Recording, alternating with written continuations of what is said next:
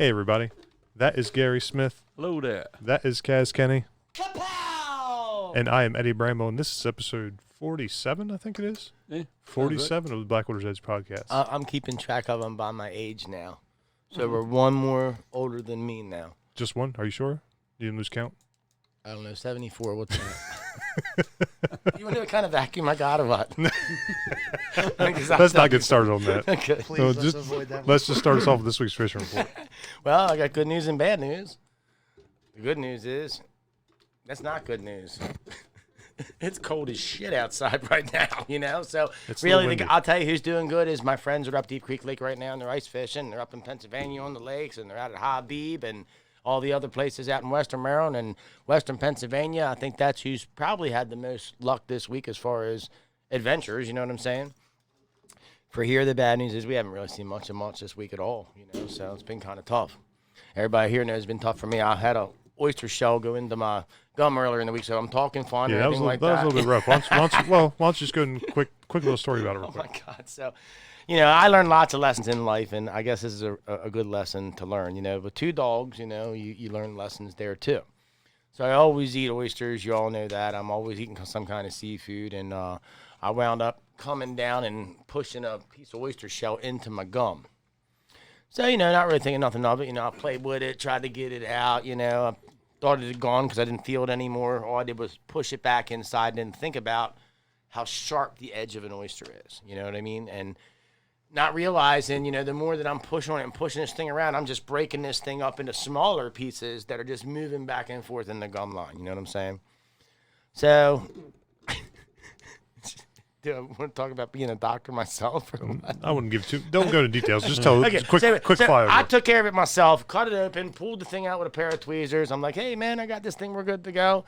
And I thought everything would be fine. Long story short, I got a hell of an infection now right here all the way down the jaw line, and it's very uncomfortable, and it hurts when my teeth tap together. So, oh, well, we'll figure it out. That's all I can really tell you about. That's all I know. So, Yeah. as far as the two dogs, so I had a mud spot at the place, and I decided to take some leftover oyster shells and just throw them in there real quick, you know, while the ground was cold and it was frozen, you know, just to get in there so I wasn't smearing mud everywhere or whatever. And I didn't realize that, you know, the more you back over oyster shells, the more it's like breaking a window in your car that hits the carpet. You never get all the glass. You know, it's always going to be there. Every time you go to the car wash, you're always going to find that one piece of glass that, you know, you thought you got it all, but you didn't. You know, that's the bottom line. So now I realize that if you have animals at home and you decide you want to fill holes in with oysters and you have dogs and things like that, keep them far away from the house, because as those oysters crushing and patting, the dogs run through it and it's wet, it sticks to their paws. Then they bring it in your house, then they bring it here. So for the last 5 days, I've been picking shards of oyster shells out of my hands because I'm always petting my dogs. It's been a hell of a week. So I didn't fish. I had no personal fishing report, really. No, I did make 2 casts one time, and it was just too cold. So, yeah, I did go out, but it's been chilly. slow. You know, I mean, the netters here, I was talking to Tim down Fishing Bay, and Timmy told me that, you know, they were seeing some really nice perch, you know. So, but that's netting, you know, that's not fishing. Right. So we know they're out there. We know that they're getting ready to come in. You know, we're getting ready to see that start to come together. We were starting to see the influx of some yellow perch in some places. Most of those places that we were seeing the influx, you know, that I did talk to those people, those fish have either backed out, shut down, you know, one of the two. You know, sometimes that water gets cold, they'll back down the river into a deeper hole and they'll all just kind of congregate there. I've been talking to, you know, some friends at Greensboro and some other places like that, them guys that are netting, you know, just trying to stay in touch, talk about, you know, what they're seeing. And they said the same thing. You know, everything's down. Nobody's even fishing nets. They're just letting them sit. You know, there's no sense in going out there. So I got a quick question. So I don't think it's snowed since had a good snow since we've been doing this podcast. So for those people who don't know, what's this new weather coming in this coming week going to do to the snakehead patterns? Well, we're already in a slow path right now, Right. you know. So if there's going to be any kind of a feed anywhere, I honestly would have to say that we're going to probably do it tomorrow. You know what I mean? So as the front approaches, you know, when I took Alex over to Gary's, you know, trying to help him get his stuff straight down here, you know, we were there the week before with Brandon, and when we were there with Brandon, you know, fish as a whole are easy to pattern if you can understand the pH, alkalinity, you know, the way that the barometer affects the way the fish react and feed and those kind of things, you know. A lot of people just don't really understand how important it is. If you really want to be that successful guy out there, to look at that science side of, you know, fishing period all over, you know, as far as that goes. So, I mean, if something's going to happen tomorrow, I think it's going to be tomorrow, you know. And I think if you're going to catch them, it's going to be bait. It's not going to be buzzbaits and frogs. Yeah, never topwater. If I see a guy out there throwing a buzzbait or frog, I can tell you what's going to happen as I go by. I'm going to hang my hand outside and boop. You know? They're the same way. Right. Monday night, before it got 3:30, 4 o'clock, man, deer were everywhere. Yeah. I told Nate, I said, wind was blowing northeast. I said, I missed my night, man. I should have been tonight. I went Tuesday night, but Monday night was the night, man. There were deer everywhere coming out. Very good.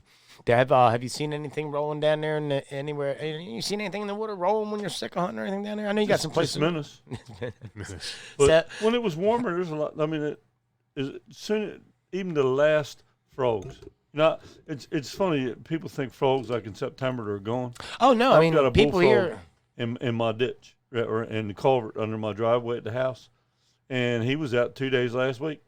He comes because the sun shines in the morning. There's a little pocket of water right in front of that, and he'll get right up underneath of the grass because the grass warms up. How many times in February have we sat here with 360-degree days and the spring peepers are just starting to chirp up and chirp driving down the road, and then we get a cold snap the next day or two, and you don't hear nothing again, you know? So you can also, I've never really pointed this out to people, but like here, I actually put a correlation together, you know, as in my winter patterns, you know. That's how I kind of put the whole learn the 3-day thing, the warm, the heat, you know, because I figured out, like, in February, if I was riding to Walmart to go for whatever reason to town to get something, let's say, and I was going to Church Creek and I hear them peeping right there at sunset, I knew that my chances of catching a snakehead were pretty good if they were out. And I said the same thing about turtles. You know, here especially, like when I'm in the ditches and I'm fishing, I see the turtles starting to come out. I know for sure I can catch a snakehead. You know what I mean? Yeah. If I see the turtles out, if I see the muskrats, you know, real heavy in them ditches swimming around during the day and all that, you know, having fun and playing, I know I got a good shot. But really, I mean, this lesson that I just, you know, I was even trying to show it and explain to people using the bluegills as the example. You know, we got there at Brandon right before the front came through. Boom, man. We didn't smoke anything. You know, I mean, that's the thing. It's wintertime, folks. You know what I mean? But to sit there and to be able to put a little pattern together and to find 5 or 6, you know, 10 to 12-inch bluegill, you know, and work away from everything else. You know what I'm saying? So, you know, me and Brandon there, we certainly didn't settle on fire like me and you do in the warmer days. I mean, we'll catch 200-300 fish. You know what I'm saying? But we sat there. You know, I had that one bite.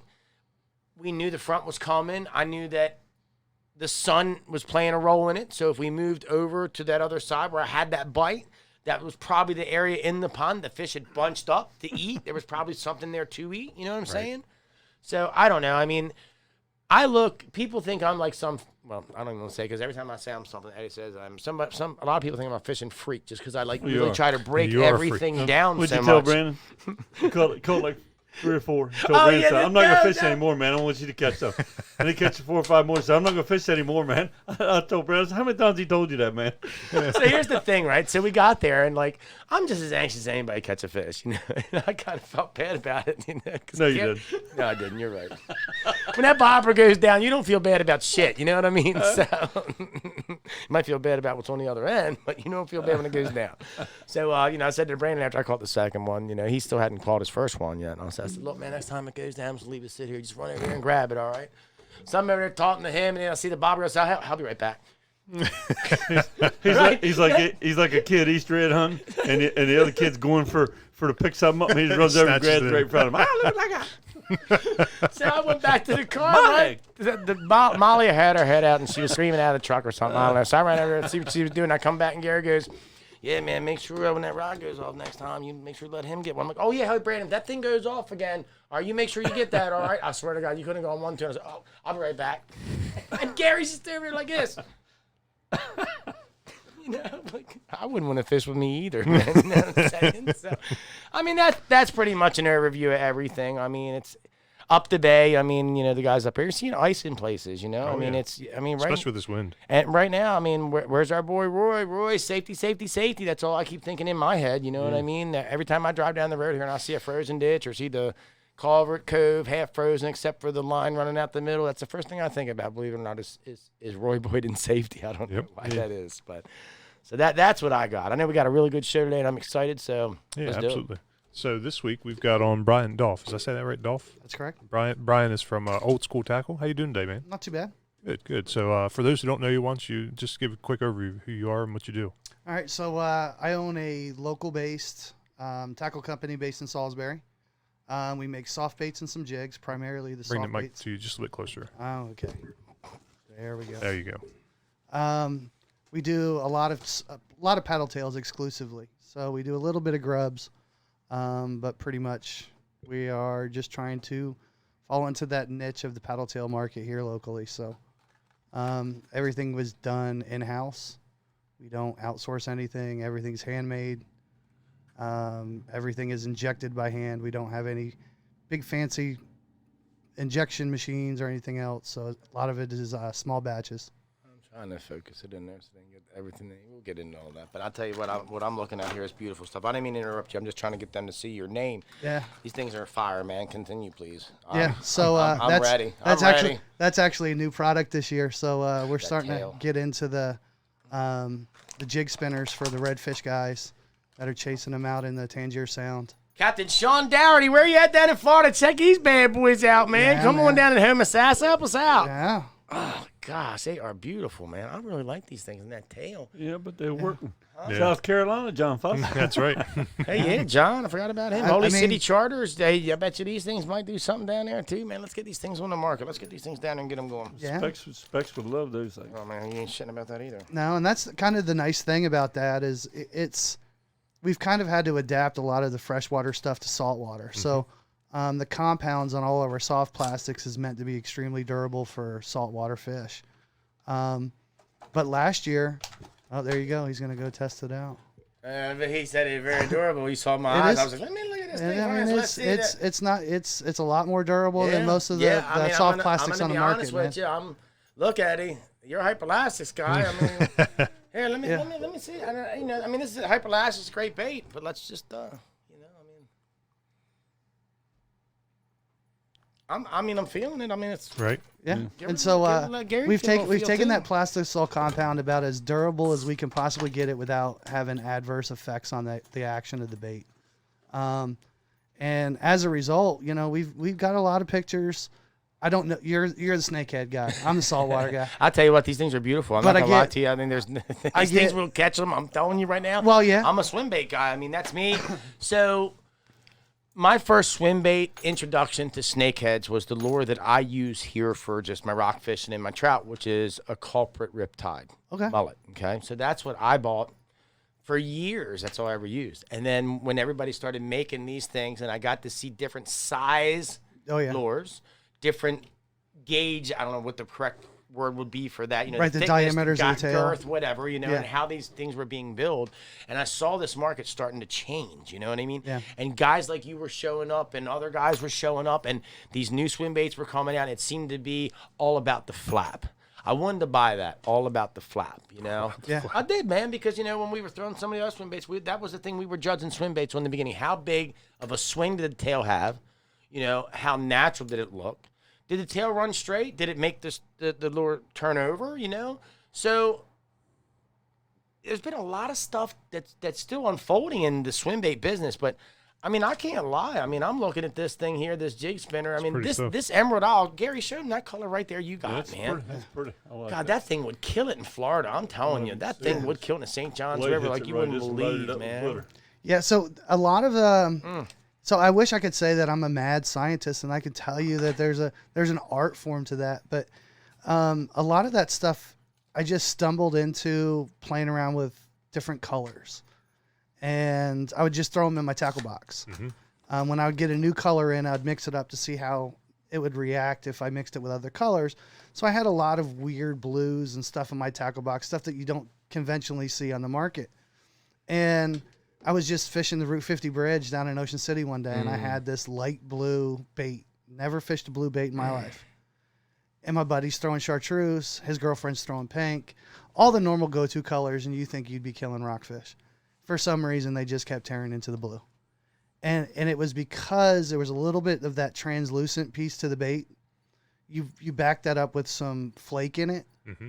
So as the light penetrates, it has all kinds of light refraction, and that's grabbing the fish's attention. So a lot of our baits and a lot of the stuff that I make always has that translucent piece to it.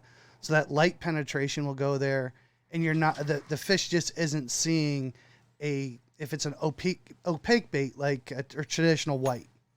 They're seeing the shadow, Sure, but there's no depth to it. Right. So as soon as you get that little translucent piece to it and light starts penetrating, Hold that up to the light. I was noticing that I was getting more wow. strikes off of baits that had a little bit more I don't translucency know how to to show it. that try too. something. I don't know how you would show that, but hold on a minute. I think I can do this with my flashlight on Might my be able to do it phone. with the flashlight. Yeah. So let me see if we can kind of show you You this blind color everybody at scheme home. on it. Yeah, I am. There you go. Yeah, that'll do it. Yeah, it's doing it for us, but you can't really see it in there. Hold on, let me if I get it right up here. Yeah, welcome to my life, man. I can't get that stuff in Yeah, I mean, we try to photography play to all save that. my life, man. All right, look. So You can kind of see yeah, I there. mean, look at that. Hold on, man. There we go. Look at that, man. I mean, that's Yep. Look down here. That's where you can really see. yeah. it. I mean, that's. Yeah. Let me try to back it up a little bit. There you go. That's a hot ass color, man. I'm sorry, with a double Z, baby. You know what I'm saying? Yeah. That's a good one. I like that. Double Z, baby. Wow, man. I like it, man. I mean, it's again. I mean, the thing that sets these baits apart from everybody is how durable is your bait. I mean, we've That's all it. learned that just with snakeheads, Yep. especially. We learned that quick. I mean, with bass and stuff like that, I mean, the baits will last a lot longer. So, I mean, and I'm not just, I say this, when I see a product and it's good and I like it, then I speak highly of it. I mean, anybody here can say, Darryl Willie, my cousin Jared, all these guys Right. around here, when you guys come out with a good product, I ain't got no problem saying something good about it. And I Right. mean, I haven't thrown it, and I'm just looking at the head design. I'm looking at the eyes that you've got on that thing there, how just, they look great, man. They really do. And this blue, like Gary was saying, man, you hold that. So what do you sell that bait for? Gosh. So I think the jig spinners right there. I Just think I pull got up them a at $4.49 on the website. Just released them this week. So we had some requests last year, Huh? and that was my my off-season project. The jig heads and the baits. So each bait that's on there, what we've done is we've taken stock jig colors and stock soft bait colors, thrown it in with the jig spinner that we do the forms ourselves. And it's just, we kind of tried to match them up to the best to get a little bit of as much of our product spread across all the different jig spinners that we have. Right. But that's what goes into it. If they get a jig spinner and they go, man, like he said, that blue, they really love the soft bait, right? Well, you can go to the website and you can order that soft plastic directly in packs of 8 on the 375s. Don't you remember Scratch and Sniff? I just had an idea here, man. Uh-oh. If we could make your flavored bait and you could add your scratch and scent to your sticker. Sorry. That's a terrible idea. Doesn't matter what it smells Yeah, like to us, man. Cass. That's right. This is the shad line. This is the mud shad line. This is the catfish Most of those line, stickers this are is going on fishing coolers and tackle right. boxes anyway, so I they're know. winding up getting that They're scent good- on it anyway. Exactly. Oh, you don't know Exactly. me. I'll put them on my legs. I'll put them on my ass cheeks. I'll put them somewhere at the crab stand. Don't you worry. Oh man. So how long have you been doing making lures? So off and on, pretty much since my childhood. Okay. It started out as hobbies. So I grew up in Ocean City, fished the back bays. My family was they predominantly drowned a lot of bait, right? We did minnows, shiners, squid, just drifting for flounder. Then I started going, there has to be more to fishing. There's got to be more to saltwater fishing than this. So I started, on television, you saw Roland Martin and you saw all the bass guys. Right. And I'm like, there's got to be a way you could do that in saltwater. So that's what started me experimenting. And back then, in the early 90s, it was all grubs. It was all white. It was all red and white. It was all chartreuse. It was all red jig heads. You're You know speaking what I mean? Kaz's language. No, I Yeah. mean, no. The story that he's telling, like, But this it's- is me when I came to the Eastern Shore and caught Yeah. my first bunch of white perch over at Smithville Bridge, Right. and realized there were other opportunities in that river than white perch Right. that people didn't know about. You know, and I totally get what he's saying right now. Yeah. Because I was in that bass scene my whole life. Yeah. All over the country fishing tournaments up and down the East Coast. You know what I mean? So I was in that, you know?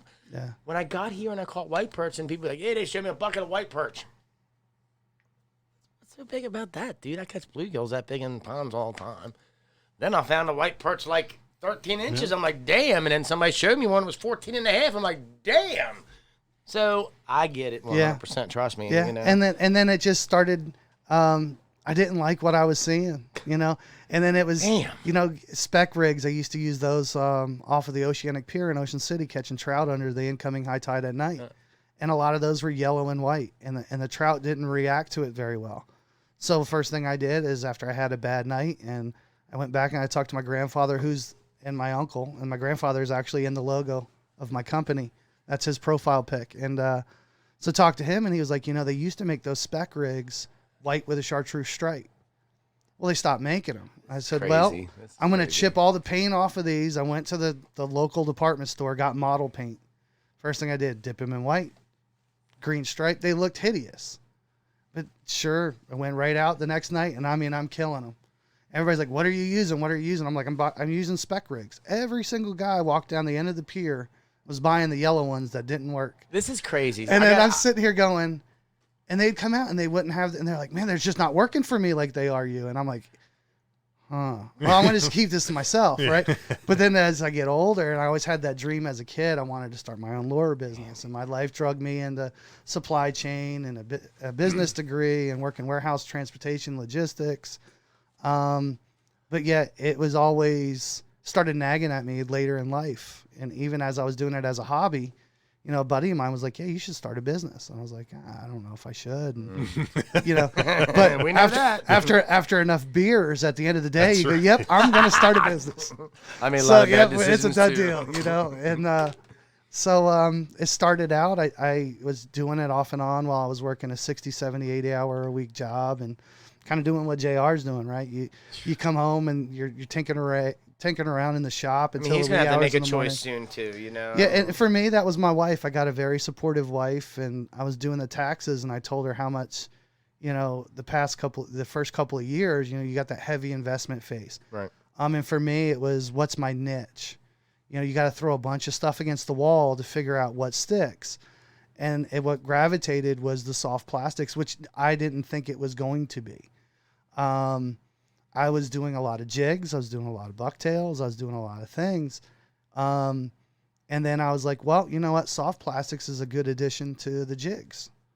And then I quickly realized I was selling 7 packs of baits to every 1 pack of jigs. So now the jigs are an add-on to the baits. So now the jig spinners are complementary to everything, because when you're running production, your numbers never come out right. So as a business, you always have that dilemma at the end of your run going, I got 5 extra baits and I put them in packs of 8, right? Or I'm not counting the jigs as I'm powder coating. So now all of a sudden I've got 3 extra jigs. What do I do with all this stuff? Well, if I twist up a wire form, make it into a jig spinner, I'm never wasting anything. I don't have product laying around, right? So it was just, you start learning all this stuff, and yeah. I want to interrupt you right there, because you said something beforehand. I just want to bring this up because you're talking about not wasting anything. Oh, yeah. Now, me and you were talking a little bit about, you know, short printing and things like that and how to sell more product. But Right. honestly, before I go there, as you're telling your story the whole time, I'm sitting here because today on our Snakehead 101, I wanted to feature this today, which I keep in my box at all times for the exact reason that you just said about Ocean City and yellow. Yeah. Because here it was white, chartreuse, pearl. Oh, yeah. And when the bite stopped, I realized with a Sharpie, by putting lines on it, I could catch 3 more fish. I know it sounds crazy. It is crazy. And I'm bringing this up because you also offer these people so that you don't waste any product. Mm-hmm. I don't want to call it a recycled bait. Let's call it a short printed, one-of-a-kind color that you're only going to find for a couple of days, so you better buy it now bait. Right. You know what I'm saying? That kind of thing. You're just killing me because, like, I'm listening to you talk, and I'm there, man. Like, everything you're saying. Yeah. your whole saltwater thing. When I came, like, man, everybody uses white. Let me try something else. only Then one box JR of gave me some marshmallow stuff bait. to try, and I'm like, damn, dude, these things work better than the white chartreuse, this and that. You know what I Right. mean? So, and I ain't gonna lie. I mean, I'm still looking at that. I mean, That's The pretty. killer minnow. Yeah. I mean, You know, and we get so I have to live vicariously through others. So as a bait maker, I don't get to fish much. So I encourage everybody that purchase product to send me pictures. Yeah. You know, Absolutely. if you look at the website, all those pictures. I'm in a couple of them, but most of them they're all submitted pictures, and I've got a whole bunch more, and I just need to add them to the website for the customer testimonials. so I'll and- tell you what I'm gonna do. Maybe we're doing right there. We're gonna give away one of these right now. Go 'cause for we it. need somebody to take a picture. So here, I'll Go tell you for what. it. In the comments, Eddie, you tell them what do we want to write in the comments, and we'll let you have that right there. How's that? That's a good question. What should they say? Gary, what do you think? What should they say? I like the glitter. I like the glitter. First person to write, I like the glitter. Bam, you got it. There you go. We Pick know, it up downstairs at the counter next to Visit the Wolford That's store. right. I'll We put know- your name on it in a minute. we know who has a pocket full of $1 bills. At times. Yeah, that's right. So you've pretty much. I mean, you hit the nail on the head. Everybody out here is vying for a product right now, and Pretty much. unfortunately, a lot of people are making the same exact bait, and it's turning into price wars. So What That- makes you different? that being said, that's what's coming out of my mouth. Lance know- Reynolds, you got the bait. Okay, there you go, buddy. You got it. So that's the thing. I mean, you put this out there. This is one of a kind. You know what I'm saying? I think One that thing's thing just else gonna we kill didn't it. even talk about is you take this and my glasses on, but Oh yeah, you don't. Yeah, if they're not responding to that, you can tears just, the tail up. You don't even bother putting another tail on. Just put another Yep. one on. Boom. Yep. You're right back. 10 seconds, you're back fishing again. Yep. Just like that. Easy peasy. So that's why you got all them. I've always wondered why Gary's got all these pre-rigged baits laying in his box. Change and them I out, always baby. watch him. Because I always take time, to sit there and read. If my hook's bent and do all that, I just figured you out, sucker. So look. So while I'm back there and I'm trying to rig and straighten my shit and bend my stuff back, that's why he's getting in the water back right out. And I realized I'm turning around. I was like, "We just cut it off for straighten out. I ain't got time for that."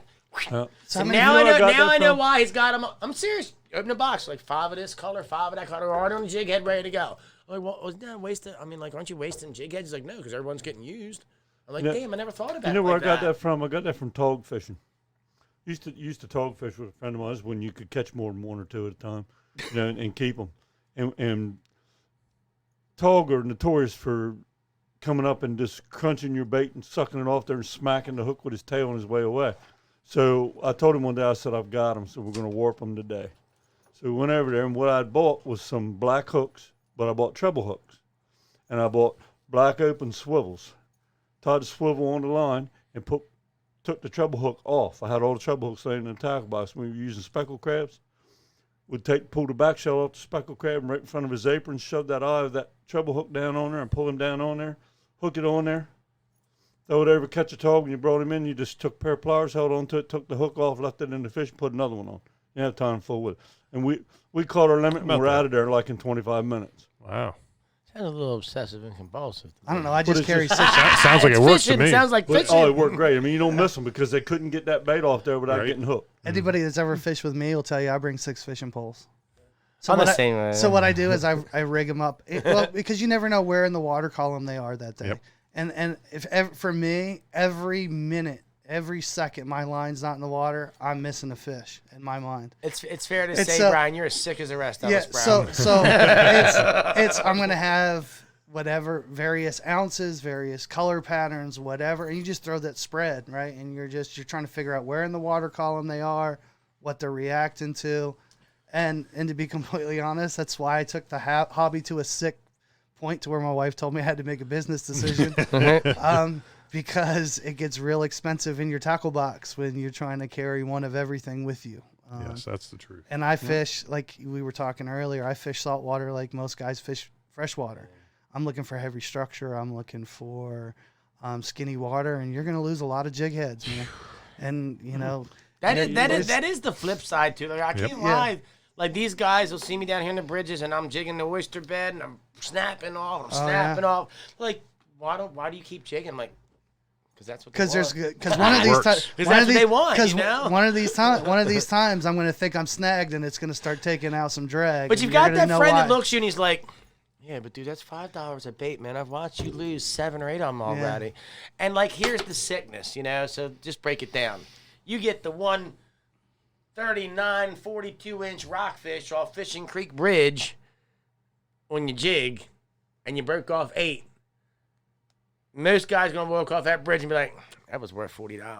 Well, another thing is, you just tie Isn't another that one crazy off. though? Yeah. When you think about it like that, like I sat here and I thought. I don't. Before. I don't think of life that way. No, I don't. No, it's very depressing. You know, I mean, it's So I'll break stuff off, and I won't go get it.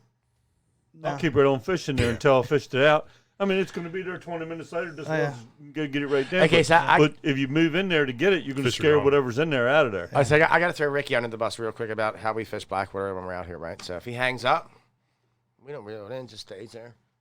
I mean, cast again, hang another one up. We're drifting down the rit, and he's just letting the line out with this one, letting this. Now, before you know it, he's got the anchor or the boat position where I can't even make a cast because if I do, I'm going over all his broken, hung up lines. He's got this one little pocket over here he's got open for himself to fish, and I'll be like, "Are we gonna get these lines cleaned up at any time so I can get myself back in the water too, or what?" You know, I love you, Ricky. I'm just giving you a hard time, but He ain't worried about you. He wants to catch his fish, not yeah, yours. that's what I'm saying, dude. Yeah, but don't mess your spot up. Fish it Right, out. exactly. Right, and that was his point. No, I'm not going over there and breaking the line, man. I'm going to leave it hanging there, dude, until we're done. Then I'll go and run the motor through there and scare this whole school of fish out. Yep. You know, and like things like that, I didn't understand growing up. And we learn as we go, you know, and it's like, it's so cool because the whole learning curve that you're talking about through this podcast is like, you know, you guys out there building baits and doing all this, you know, if you're new in the business and you're trying to break in the business, listen to what this man's saying today because it's real. You know, we thought 8 years ago, Eddie, you know, we'll do this, we'll do that, we'll do this. And we're getting to a point where we've got to condense and we've got to, you know, put all this package into one thing, the club, the tournaments, the podcast, the seminars, the school sessions, you know what I mean? But If I got one piece of advice, it's you listen to your customers. Yep. So you hit that on the head. if you make you got to pick what you want to be, right? If you're going to make a durable product, then you're going to introduce at first what you like. They use it and they go, "This is a very durable product. Have you thought about doing this color pattern? Have you thought about doing that?" Like, so a lot of this business I can't take credit for, right? A lot of the color patterns I can't take credit for. These are user submitted, you know, customer feedback, and I'm just being responsible. They're like, "Hey, can you make this pattern?" I'll be like, "I'll try." It won't. I'm not going to do. Excuse me. I'm not going to completely knock that company off. I'll match it. It's not going to be 100% match because I'm going to do it with my own twist. So as a bait maker, don't ever want to take somebody else's idea. Right. Right? Do it similar with your twist on it because it really is like you're taking another bait maker's soul when you're just completely knocking them off completely. And I think one of the biggest lessons that bait builders And learn, somebody's gonna do it to you. Even me, you know, years ago, pouring catfish sinkers and things like that. You know, once you have found the gold piece, and you. Like, I sat there for like 5 years pouring weights, going to shows, selling them at shows to catfishermen, making the bill, the gas, the this. I'm walking out with $300 for a 4-day show. You know what I mean? Yeah, my expenses are paid, had a good time, made lots of people, but I'm not seeing the bread. You know what I mean? Right. I don't have the right thing. And then I came up one year with this thing called the Kaz rig on Conowingo Lake, and I was winning these tournaments, and I started pouring a little split shot to use, you know, and it became the thing that finally did it for me. Yeah. Where I went wrong 10 years ago is as the bait grew and grew and grew, it fizzled out. So instead of looking for what was my next niche going to be, Right. I stood there 5 years in and said, "You know what, man? I made all my money. I'm not playing this game anymore, dude. I'm done. I got my shit. I'm going to sell my molds. I'm going to sell everything. I'm out of here." Yeah. And, You know, and and that's what I see a lot. And that just, this goes back to when I got sober. Don't give up before the miracle happens, you know? Don't you give up before the miracle. I don't care how many times you go up to that liquor store, how many times you fall in that parking lot, how many times you throw up. Don't you give up. Mike Iaconelli, that's his big thing. It's always been never give up. That's why I love that dude from the beginning. When I saw him break dance on his boat when I was a little kid on the front of that boat, I was like, dude, there's my man right there. I like that guy. You know what I mean? So Yeah, your customers, man. You hit the nail on the head there. They will tell you everything you want to be. Yeah. You know, and you do them dirty, you don't do them right. You may not say something to you. It'll say something somewhere else. Word will get around. And it'll hurt. You know what I mean? So this is what I will say about the fishing community. It's smaller than you realize. It is. I think just how And you we're and just I started. keeping it real right now. We're just known, keeping it real. I've known about you for several years, but I'm not a snakehead guy. I'm like, Right. man, this Kaz guy, man, he's, and I would read some things and be like, all right, and then just so happened, just talking to JR because we fished the same tournament, and I love him. he came down to fish the Tangier Classic, which I've helped sponsor for the first 2 years. Going to do it again this year. He came down and fished it with his daughter. Yep. And then we started talking through Facebook last fall, and then I came up with some baits, and he was like, "Hey, man, I want to do some pre-rigs." So, we worked out a kind of a partnership deal where I'm going to offer you some discounted pricing because I know you're a small business like I am. Anything I can help you. And he's honest. Yeah. Anything I can do to help you out. Those are the kind of people you want to do business with. Right. It's always got to, if you're going to get into business with somebody, it better be a partnership. Right. It's got to be mutually beneficial where both parties are going to be able to grow together. Right. And so, and then he just happened to just say, "Hey, Kaz is my cousin." I'm like, did not know that. Small did you world. say I'm sorry? Yeah, right. But Just say I'll pray for you. But it just goes to show, I'm talking to JR from a tournament. I know of you, right? And then quickly realize, wait, they're cousins. So now here's where I'm at. And so, but if I would have done him dirty at any one point, I wouldn't be sitting here right now. You're right. Right. And so, you never know who you're talking to, who they know. Yep. Right. And so, you just always try to treat everybody with respect and, the thing that we've learned here. and take criticism well, Yes. because you're not going to make Yes. everybody That's happy. exactly Nope. right. Nope. So I have a question. How do you balance people's requests to sticking to your original ideas at the same time? last year, terrible at it. Right. So Hey, he's being honest. So, You know what I mean? so Shit, hey, I love it. if anybody watched the Outdoors Delmarva, man, I can tell you all the first year full time in business, I can tell you all the wrong things to do. This year, having that year, it was a great learning experience for me, getting into it full time, looking out past the hobby, going. This year, I'm structuring it. I'm a little bit behind, but it's, I think 28 different hammer colors. It's called growth. That's all it's going to be this year. Growth. That's all it's going to be this year is 28 basic colors, right? It still seems like a lot of colors. It Yeah, I was is. about to say It the is. same thing. It is. It's 28 different patterns, and it's a lot, but it's something I can manage, right? And then, throughout the year, there's some ideas that I wanted, but realized I can't release this in the 28, right? So when I get time, or if I get time, that's where we start doing, all right, here's an idea I've had in my head because I still got like 5, 6, 7 recipes out on paper I really want to bring to market. I love this guy, dude. He sounds like he's half as crazy as I am. But I realize that I can't add that and manage that if I'm trying to, manage and tackle store orders. And this year we're doing a lot of work with guide boats and charter captains and so on and so forth. That's just too much. Because last year, just managing a handful of stores, it's like, remember that custom green you made? No, I don't remember that custom green. I'm like, do you have a pack of them? Because I need to remember what I made for you. Right. And so I was so scatterbrained. And when they would tell me, I get it. I get it. Right. And so this year I'm like, I'm not making that mistake. Like, here's the catalog. This is what you're ordering. And throughout the year, I'm going to do a limited small batch. This is what the color is going to be.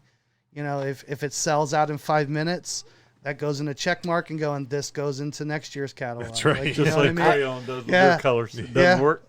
Yeah. Get rid of that one. If it sits on my shelves for 3 weeks, okay, cross that off the list. That's not going in next year's catalog. So you learn it as you go. I've learned a lot of the scatterbrain myself.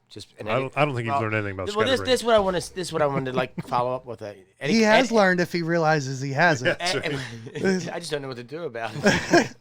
But Eddie can tell you how many times a week. Oh my goodness. I mean, so I'm just sitting at my table watching the 11 o'clock news, and I'm been thinking for 2 hours from I'll going get to a bed text about at what I'm 2 going a.m. to do.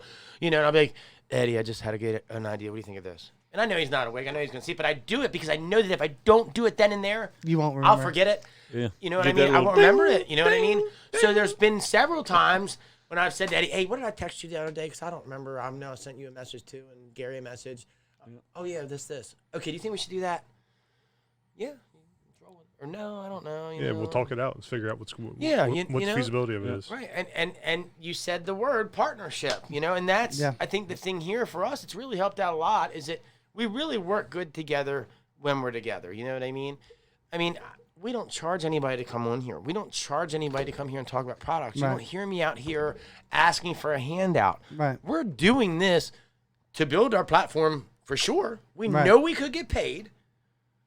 But we want to help the community. We don't want to be that guy that's just taking and taking and taking and taking and taking. If you're going to exist in the community, you got to find ways of giving back. And that's what I'm saying. And that's why we do these giveaways. That's why we do the things we do. We want to say thank you. You said that. Your customers. That's the most important.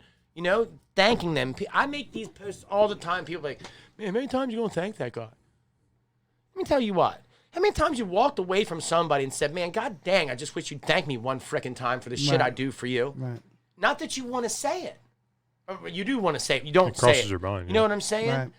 Right. And you keep giving back. I posted that one that you keep helping others no matter what, man. No matter what comes down the tube, no matter how mad you are, no matter how resentful you are, if somebody's tried to cut you off the path, stabbed you with the knife or whatever. Yep. You know what I mean? Let it go, man. Not let it go and let them grow. Just let it go. That's all. Just kidding. Angler's choice, right? Right, absolutely, 100%. I honestly feel that way. You know what I mean? And the people that know me know that I feel that way too. I'm not out here asking people to change their mind. I'm out here asking people to pay attention. I'm asking people to help us. I'm asking people to help us put this puzzle together and really figure it out. Because here, we were talking about this beforehand. I've been talking about this about a couple people. We've got more data coming released. We're going to be working on some more film here real soon with Steve. I've already been talking to him about some stuff. I reached out to Jim Thompson about some things. I think what we're seeing kind of here with these snakeheads is kind of this. Areas of water and bodies of water that have pressure, have an abundance of different species, like from A to B. So when you look at something like the Potomac River, say, I know it's not 3,000 miles long, but it's 3,000 miles long. You've got 80 species of fish in here. It's going to take longer to see something as far as that impact goes that we saw in that short 10-year period right here at Blackwater. And the reason I'm bringing this up is this. I know what's going on. I sit very quiet and just let people say what they want to say. Some of these places, these smaller bodies of water where they've shown up to in the last 2-3 years, okay? And you compare the data that's been collected here in, say, the Susquehanna River as a whole, and you go and you look at your data collected in the Bush River, a much smaller body of water, I don't want to say it has more areas to hide because a big river has as many areas to hide, period. I'm trying to break this down the way that I'm looking at it. I sit home and I question myself constantly, where I stand. Am I politically correct? Am I morally correct? So I battle with that constantly, and I want people to know that, that I'm not out here asking you to just wipe the snakeheads off the earth. That's not what I'm asking you to do. I'm all about the snakehead life. I want to go fishing just as much as the next guy. I want to try every freaking bait I see out here right now. I want to throw it. You know what I mean? But what I'm seeing in these smaller areas where they're being introduced, not good, is it's almost worse than the numbers here in some places. That's the scary part, okay? And that's keeping it real. And you're going to see it in black and white. It's coming. We're putting the film together now. So there's the little teaser for that, Badger. Sorry if I blew it out the water. Spoiler alert. Yeah, spoiler alert. But so that's the thing, man. My whole thing is this, in the beginning, I thought snakeheads were just mass terror. No, I'm not saying that I don't still think that. In the beginning, you were in love with snakeheads. Yes. No, I was. You're 100% I was, man. I love these things, and you couldn't pull me away from the side of the road. And then the data changed your mind. Yeah. People will tell you in the beginning, you could not, I'd be selling crabs Friday, Saturday, and Sunday, and Monday, Tuesday, Wednesday, and Thursday. You could not pull me off the side of the road somewhere. You know what I'm saying? I was somewhere every day of the week. I was coming here every day. Hey, look, man, I just broke 100 a day for the first time, dude. Let's check this out. And that's not an exaggeration on his excitement. Serious. So, and then it was like, I saw the other side of this stuff that I was seeing in here, and as I'm looking at the data that I've been able to look at so far, and I'm looking at all these other water systems around the bay, and I'm looking at the bigger bodies and the smaller bodies and where we're sampling, and everybody's like, well, that just makes sense. A smaller body of water, so there's going to be more fish. I'm talking about the abundance of species. You know what I mean? The percentage. That's what I'm talking about. The increased percentage in just 3 short years, and you're looking at these other species where they are, and you see this. You know, you look at the net numbers, and folks, you can go to DNR and you can get like catch logs. So if you want to go look at the river, your favorite river, where your snakeheads may be showing up at or something like that, and you really want to do some homework and you really want to be as crazy and as digging deep as I am, call DNR and ask if you can get a look at some catch log reports from some of the rivers that you're seeing snakeheads showing up, and go and look at the last 5 years of abundance of species, let's call it, in white perch, yellow perch, because I can see it. And I'm not a biologist. I can see it when I take 8 numbers, put it together, and I average it out. It's real easy to do. It's also real easy to turn your eye and say, no fucking problem here, man. You know what I mean? And I just choose not to be that guy. I Right. choose to be the guy that, you know, if the day comes and snakeheads and bass are going to the movies sharing popcorn, I promise you I'll be the first one to stand up and go to the movies with them and help them out. You're popping a popcorn for him. Right? But, you know, with data, scientific data, it takes time. Yes. And sometimes you can see things visually before you can actually prove Well, it. that's the biggest problem is you can't.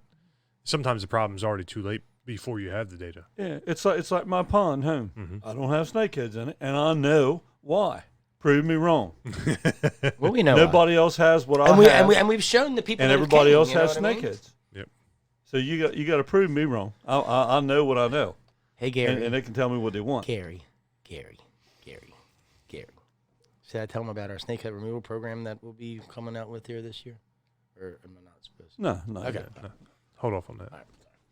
But it's it's just things you can prove to yourself sometimes, and only time and data will actually scientifically prove it. But you still know yourself, Right. and we see things we just know. I mean, we've taken risks. You know, we've tried things. We've learned through trial and error different things. And I think one of the most beautiful things about the pond is that you have been able to put that together like that. And I mean that, man. Like your neighbor has them, the other neighbor has them. Everybody has them. 5 ponds within a mile of my house. All of them have snakeheads but mine.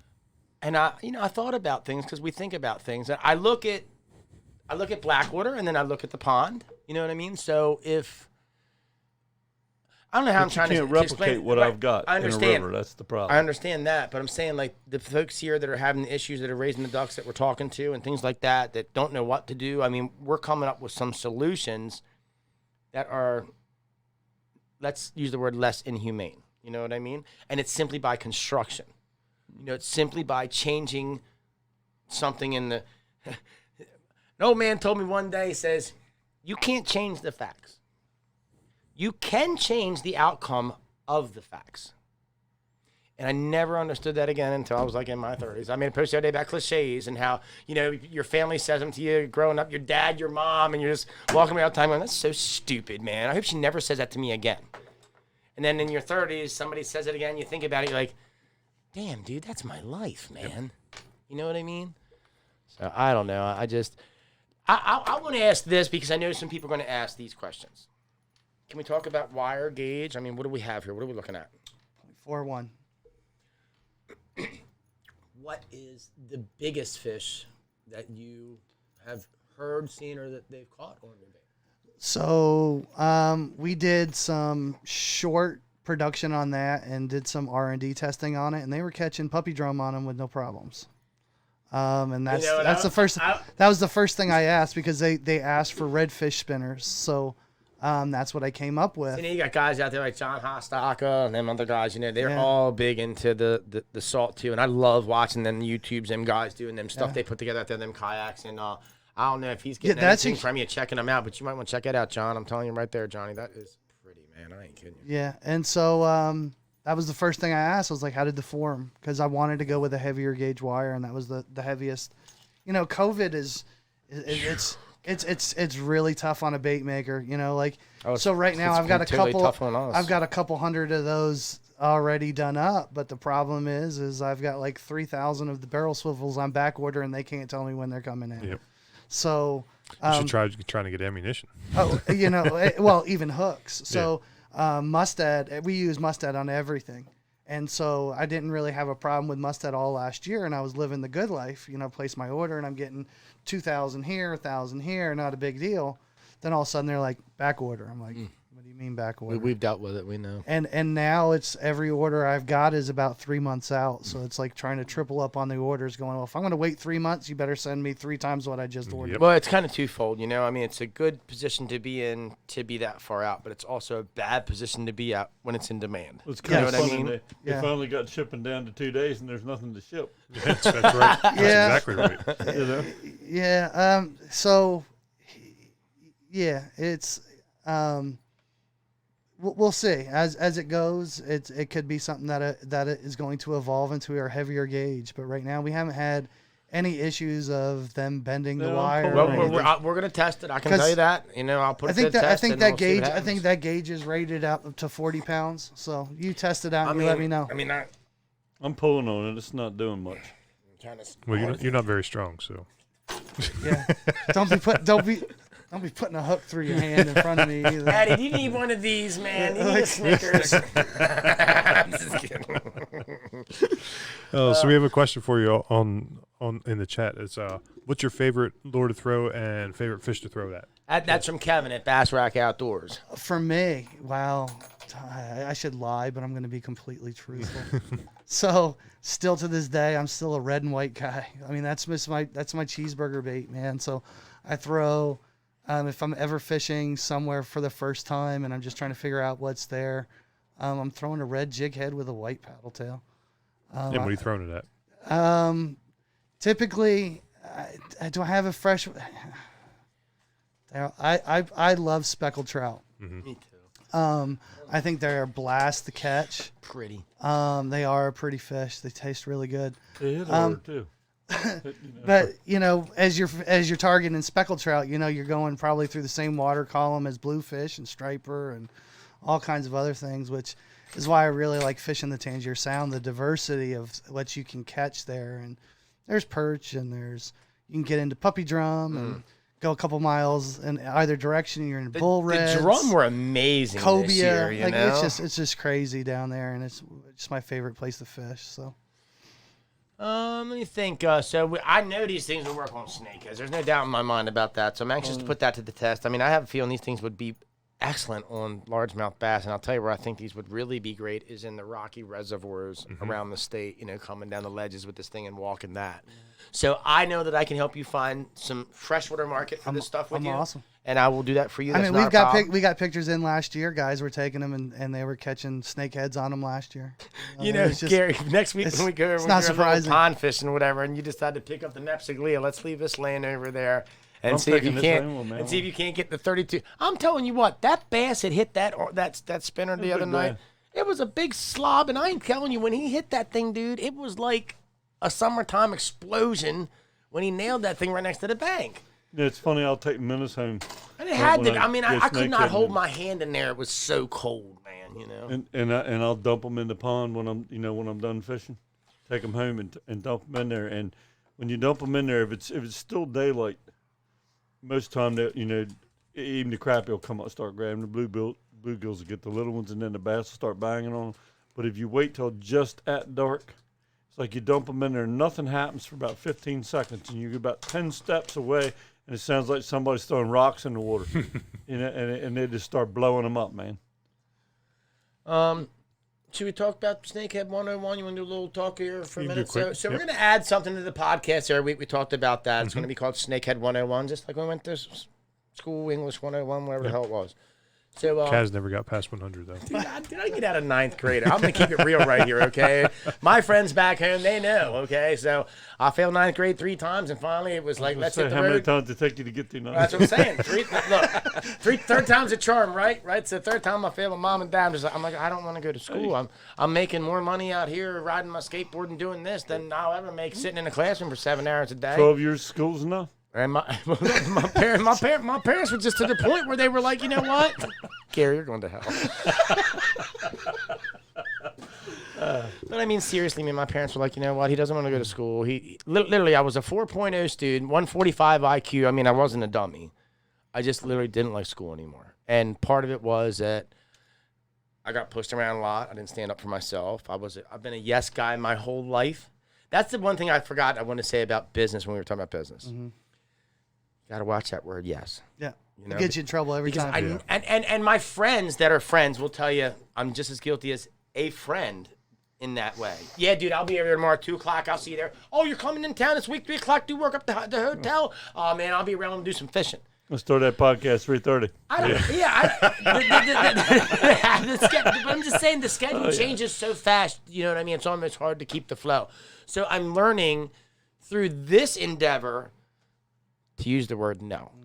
You know, and for the friends in my life through the years that I've always said to you, yes, yes, yes, yes, I'm sorry. I never realized, you know, really what it did to our friendship and how it really looked in the real world. You know what I mean? And that's me, you know, looking back. So again, we learn as we grow.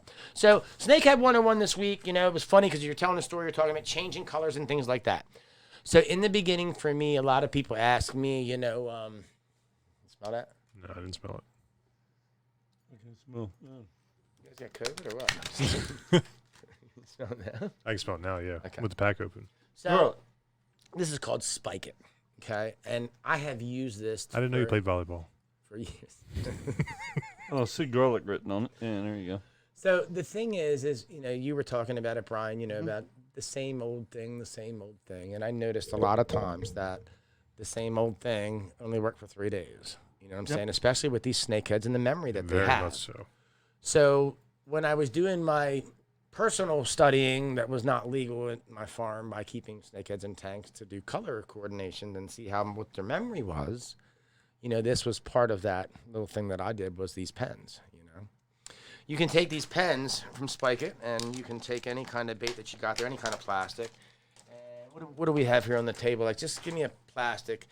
Here. This so, one's broken. Here, this one's broken. Okay, no. So let's look at this. So here's one of Darryl Willie's splatter baits, okay? Mm-hmm. And Darryl Willie makes a great splatter bait, you know, and Gary was going to talk Still about Gary's this. favorite. So I'm going to let Gary talk about this in our second part, okay? I want the splatter bait to be part 2.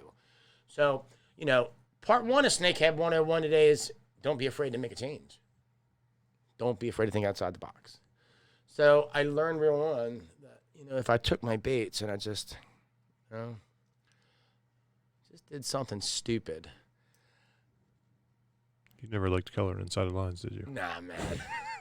So, you There's know, no straight lines in nature, so you know, it's okay. so I would do stupid things like this, folks. And these are just little tips that I'm going to pass along. And you're going to be able to find it in the book called To Harvest a Dragon that I'm writing. I could feel Daryl cringing through the I know, video. Daryl. I'm I used sorry. to date a girl that had a white just using cat, this and I as did an that to her example. cat one time. Yeah, you probably didn't have that It friend didn't anymore. go too well. But I mean, that's the thing. I mean, so, you know, you could take the orange and you could do that in orange and throw that for 10 casts, you know, and get yourself your 3 more fish after your bite dies down. And now you've got your 3 more and you got the same bait. You know, they want it, but they've seen the same color because we've already proven through my little study the memory. I thought you were about to draw on your face. Oh. I'm not scared. So anyway, you know, you change it up again, man. You can take the pen and just, hey, I think I'll make me some bloodlines here. Let's call it some bloodlines on this thing, you know. I mean, I'm not even really touching this thing. I'm just barely touching it, you know. Now, Are we going to change this to Bob Ross? Well, see, I was Happy trees. I was going to start talking like that in just a second, so you just blew that for me. I was going to say, isn't this pretty and kind to think of butterflies? This is Kenny Halloween edition. And here's another bloodline because everybody needs a friend. Everybody needs a friend line. Here's another bloodline. Yeah. So this is what I'm talking about. You know, subtle changes like this, you know, while you're out, and a simple investment of, I don't know what they are, $5-6 maybe, something like that. It might be more than that. I have no idea. Bottom line, it's they're worth the investment. This pack, Cheaper than a new lure. Yeah, I'm just saying. I just opened And this you can pack smell up. the garlic all the way. That's what I'm up. saying. Did That's you what I'm ever saying. wonder what in the water smells like garlic? Garlic. But, I mean, garlic doesn't grow in the water, Well, see, here's but what. fish like it. That's true. They like coffee too. It's crazy. Yeah. That's And WD-40. They like that. That's not probably very That's legal cheating. anymore, but but I did years ago. I used to, God damn, if I didn't have 2 or 3 or 4 I mean, bottles of WD-40 laying in the bottom of my tackle box. An old timer once told me that you should start chewing tobacco because they like the smell of the spit on the bait. Like if you can't catch a fish, just spit on it. It's like the guy I It's was just an hunting. odor. You Yeah. know, Yeah. it's a taste in the water is all. This Just changes. I would flavor. probably be smelling that for the next 3 weeks in here. You will if you don't take a shower with it on your nose like that. That's Oh, what I I'm saying. forgot about that, man. Dude, my dog's gonna go crazy when I get in the car, dude. I'm not even gonna drive Don't anywhere worry for an about it. hour. If you still got it on her next week, we'll change colors. That'll keep me coming back, right? No, that's not the same one, folks. See, this one's purple. I tell you what, man. I mean, this is fun. I mean, I'm having fun. I hope everybody else out here is having fun, Have man. That's fun, the point, man. Where can you sit in a little room with a couple guys and just laugh your ass off for An hour. an hour and That's a 13 man's seconds second as of right now? You know what I'm saying? So you can go ahead and finish off a couple minutes. Why don't you talk about that splatter bait, and then we'll get out of here. I'll We'll let just- Brian I mean- finish up a little bit. I got a secret question for him he's not aware of I'll yet. just say this. Uh-oh. I mean, you're looking at these two. Basically the same. This got a split spinner. This is just got a paddle. This is just got a round one. Daryl's has the little thing, and what it does, it makes it rattle a little bit through the water. But this bait doesn't come with this tail. Actually, I just put this on there a little while ago. And what I found with these is it's like Kaz. You're out there and you're fishing. This is one of my absolute favorite baits to use. That broke his And I'll get out there, and it'll just stop. So one day it did. It just died out, and it was kind of hot. So I just went just like this and shoved it on there, turned it up, threw it over, and when I cast it, something happened, and it went to the bottom. It wasn't that deep. I mean, you're in the Blackwater, the bottom can take long to get to. And I just pulled it and kind of bumped it a couple times, and I could feel it dragging across the bottom, and like the third time, bang. Like a 32-inch one, just boom, hit it. So then I started fishing it like that. And what I found, when you put that tail on there and that tail drags across that bottom and you pull it up and it moves, I don't know what they think it is. But when they hit it, man, it's like a linebacker. They slam them. I've thought about it since you've said it time and time again, over and over again. And this is going to sound super crazy to you. But, like, here's the thing. If you look at this blade, and I don't know that really does what I'm thinking, but think about a crawfish. You lay on the bottom, you stop your bait, and it's just sitting there like this.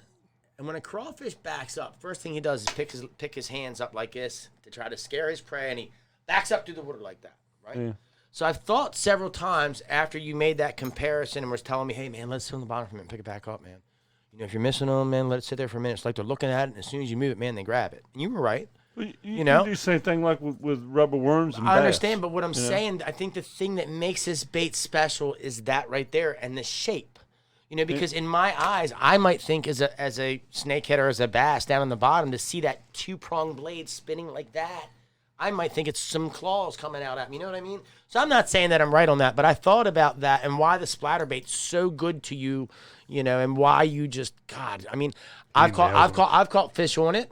But I tell you what, I'm not lying. I mean, Gary, if I had to sit next to Gary and us both throw a splatter bait, I'm definitely not entering the tournament. You know what I'm saying? So I mean, I'm just saying. And speaking of tournaments, before I forget, the snakeheadclub.com. We've been working on that for a couple years, and the COVID thing is pretty much what held us up with a lot of that last year. So I've mentioned to Eddie what I'd like to do here at the store, and I'm willing to give up the time on my own time and do this to help.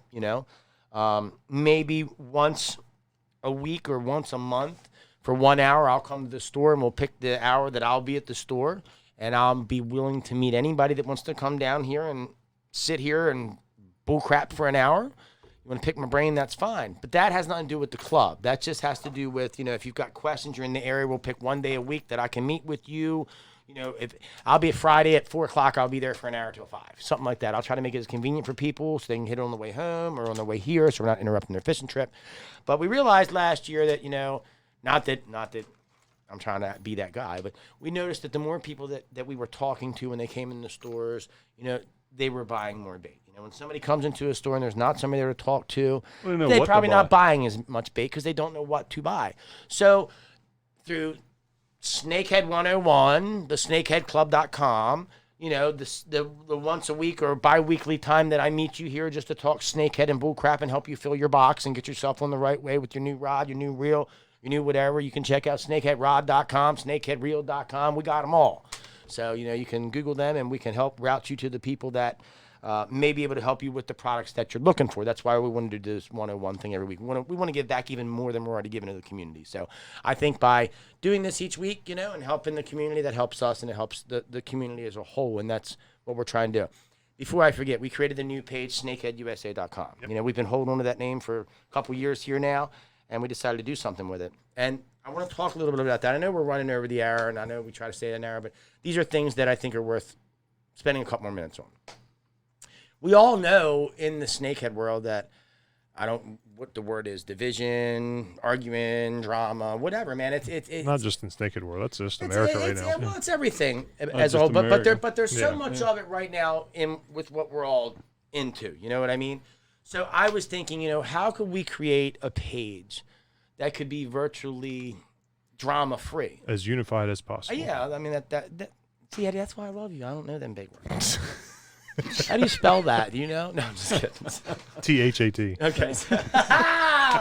But that's what I'm saying. You know, all these things that we're doing are to help you. I mean, yeah, they help us. You know, and the guys that are always like, oh, you guys are rich. You guys are doing it. Your buddy. Yeah, man. I'm living in the camp. Eddie's, you know, robbing Peter to pay Paul to keep floating. Eddie, you know, Gary's swinging hammers and tearing retired apart. already. Yeah, he's retired and he's still working, you know. So, yeah, we're rich, man. Yeah, buddy.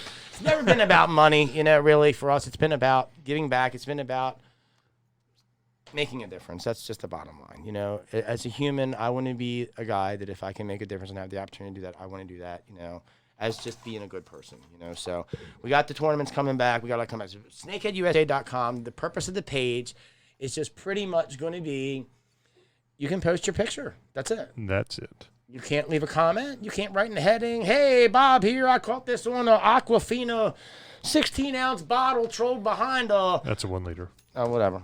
I don't drink water, so I wouldn't know. Yeah, usually garlic pens. But, so we wanted to make a place that everybody could go to from wherever you're from. Post your pictures. No comments. So there can't be no bullshit. I said it. I'm not using the P, bullshit. No more bullshit. You know what I mean? So... you can go to the snakeheadusa.com page. You can post one picture every day. That's how we want it. We know guys are posting 3, guys are posting 8. So it's going to take some time for me to understand how the page is going. I know you guys are messaging me, hey, this guy put a comment. Look, I'm doing my best to keep up with it, but the page is unfolding fast as woo. You know what I mean? It's been quick. 3 days, dude, and it's like off the hook. So I think that we found that niche that you hear Bryan talking about you look for in baits. I think we just found that niche in the snakehead world now that we can use as a platform to stop the bullshit. You know what I mean? If you can't leave a comment, you can't argue with the guy, you can't call him a name, you can't do this, you can't do nothing. And if you can't write a caption, you can't advertise, you can't promote, you can't do that. So just you, your pick, your snakehead, your kid with the pick, whatever. You know what I mean? It can't get any simpler than that as far as I'm concerned. Even though we know we have people that are still having problems. I mean, someone will find a way to this is the simplest way that we could figure out for us. 6 stickers, a hat, a T-shirt. They're still going to advertise. Well, man. that's what I said. I said, if you've got your shirt on, you know, hey, look, and I found this today. I remember finding it. I'd lost it. Well, this is the original one that we first ever made. Remember that one? I remember. So, you know, I mean, if you got a shirt on, you got a hat on, that's fine. But if you're going to write in there, High-Tech USA 6-inch flapper. No, I'm holding 6 packs of Guggen baits and a fish. Yeah, you're going to get figured out pretty quick. Yeah, we're going to pull you off. I'm going to send you a message like I've been doing. Nice and polite. I haven't been rude at all. You know, I've been very polite to everybody. So, man, we got so much going on. It's just so much to talk about. Like, these hours just aren't enough anymore. I hate to say it, you know. First cast, we didn't even talk about that. We got that. We got to get over there. We'll have to say that for next time. Yeah, I mean, so I know we're over the hour. So I don't know. That's all I really got today. Before we go, if anybody would like to have a free Wolford Store koozie, Bryan, what do you want him to say? I love old school shit. No, I'm just kidding. No, I'm just kidding. Yeah, we'll just not put the just fish old school. Fish old school. First guy puts in there fish old school. Boom, get you free koozie. How about that? Reps Angler of the week. What do we got today this week? Anything? This week we have Zach Robbins put this picture up on Snakehead Life. He didn't post the little girl's name, but she looks mighty happy with that fish. Yeah, you know what? I remember these pictures from back. These were throwback pictures. Yep. Yeah. I think in the post he was saying something about he's anxious now that hunting season's over. He's ready for fishing again. Hunting season's never over because you're always hunting snakeheads, right? That's right. Whether you're hunting fish or hunting snakehead. Yeah, I mean, but that is a beautiful picture, man. Look at the smile on that picture. little girl's face. So Zach Robbins, come and stop here in the store. We'll give you your free MEPS. Boom! And anyone more, Scott? No one more. We were going to give away some shrimp, but we don't have any shrimp to give away, so there's no sense in lying to anybody about anything. You know what I mean? That's usually good policy. Right? So would it be alive if I said, man, this is one of the best looking baits I've seen in a long time? It's good bait. I like them. So anyway. Appreciate that. I don't know. That's about enough. You got his question. Oh, yeah. So, yeah, I forgot about that. So I got this from the Drew Carey show. I love Drew Carey. I've always loved Drew, or not Drew Carey. What's her name? The new show. Drew Barrymore. Drew Barrymore. I watch it every day, right? So she's got this thing she's doing there, Drew Barrymore. Here, I'm giving you a shout out. Maybe you can find me here. She's shouting out to everybody else. So at the end of her show, she asks everybody just a stupid question, or something like that. I think that the first guy that started doing that was one of the guys on the bands for who's the late show with not Steve, the one after the Steve guy with glasses. I don't know. The Steve guy with glasses. The heavier set dude, bigger guy. Corbin. Yeah, it's Corbin. I love that guy too. He's funny. Singing in the cars and all that stuff. So his band does the same thing with their guests. So I'm going to ask you a stupid question. What's your favorite pizza? Cheese. Actually, no, that's a lie. So I'm going to shout out a business. Dude, that's why I do it. That's why I do it. I got to do it. So if you're ever down in Ocean Pines, you got to check out Paul and Vinny's Pizza down in Ocean Pines. He makes a banging buffalo chicken pizza, man. I was never really a fan of buffalo chicken, but the way he does it, very early on, my wife and I, it's funny you asked about pizza because Friday night's Pizza Friday. I wanted to ask you about a vacuum, but you told me not to. Yeah, so. don't do that because my wife is listening. We won't discuss that vacuum. Yeah, but we do Pizza Friday. In the beginning part of COVID, we were driving down to Ocean Pines every Friday for this pizza because they used to be in Salisbury. Then they relocated to Ocean Pines, and we would just make the drive. And it just got a little bit going crazy going towards Ocean City in the summertime and avoiding that traffic. But I can't imagine. Yeah, buffalo. Yeah, I mean, I can't really say that I'm a big fan of buffalo chicken pizza, but if it's from Paul and Vinny's, man, I'm all over it. The last year I've started getting into other kind of pizzas. Like I've always just been a pepperoni, and I've always been a cheese guy. Like for my whole life, people always want to give me pineapple pizza and whatever Hawaiian pizza. Unfriend them. Yes. Pineapple does not belong. But no. My point is, I like a lot of pizza too. So the next time I'm down there, I'm definitely going to check that place out. And my point was, I've been trying some other things this year with some of the chefs that I work with the snakeheads that make pizzas. And I've had some pretty cool stuff here, pizza-wise. Snakehead pizza. I mean, you'd never think that would be something good, but believe it or not, we can catch the snakehead fry this year and use them for anchovies. Dude, you know what? You can. And I'm not going to. You can dry. I'll them. take your word for that. No, you can. You can dry them out and dehydrate them, and you can use them. You really can. That's all you. I didn't do it, but I did eat it. I don't need to be invited that pizza night. Well, I didn't do it, but I did eat it. Yeah, I'll stick with my green peppers and pepper. I'm not going to say who did it, but here's how this whole thing went down. So we decided we wanted to try it. I ate it, and I was fine. He ate it, and he got sick as shit. So I've ate it again since then, and I didn't get sick. So I don't know if it was just in his head or whatnot, but it's fine with me. It's no different than dehydrating a sardine from out here in the bay. You know what I mean? It'd be no different than that as far as... these in my mind anyway. So that's it for me, man. I ain't got much more this week unless you do. That's all I got. What do you got, Gary? I got nothing. Do you know how to sing, Brian? You're not going to get me to sing. Thank you. I'm glad you're on board with us. Has anybody ever sang? Somebody hum one time. Somebody joined in. Somebody joined in with the chorus with you. I can't remember who it is. Chris Leslie. It might have been somebody. I can't remember. I got a piece of oyster in my face right here. I can feel right now. It's ridiculous, dude. You covered up with garlic pen, so that's right. Hey, that probably brought it to the surface. Hey, I might have just figured something out. Maybe I color myself in garlic all over and get all these little pieces of oyster out on me. Pizza, garlic pen and oyster shell. Oyster shell pizza. Can I get a garlic pen? Can I get the red for my pizza, please? That's a good one. I ain't got no more. I guess if he ain't gonna sing, y'all ain't gonna sing. I guess I'm gonna sing. Oh, wait a minute. One more thing. One more. I always got one more. Oh, God dang. Eddie, why don't you tell him where they can get a replica mail on that real quick before we get off the show? From Barry Taylor, that is 717-577-7437. He does a good job. Nice job, Barry. My crabs, they have 3 first names. It's heavy, full, and fat. My crabs, they have a 4th name. Absolutely mustard packed! So, if you ask me where they're from right here on the Eastern Shore. They're 100% guaranteed Maryland #1s without garlic on them. At the crab stand, here's a fact I know for sure you're coming back. Kapow! Kapow! Kapow!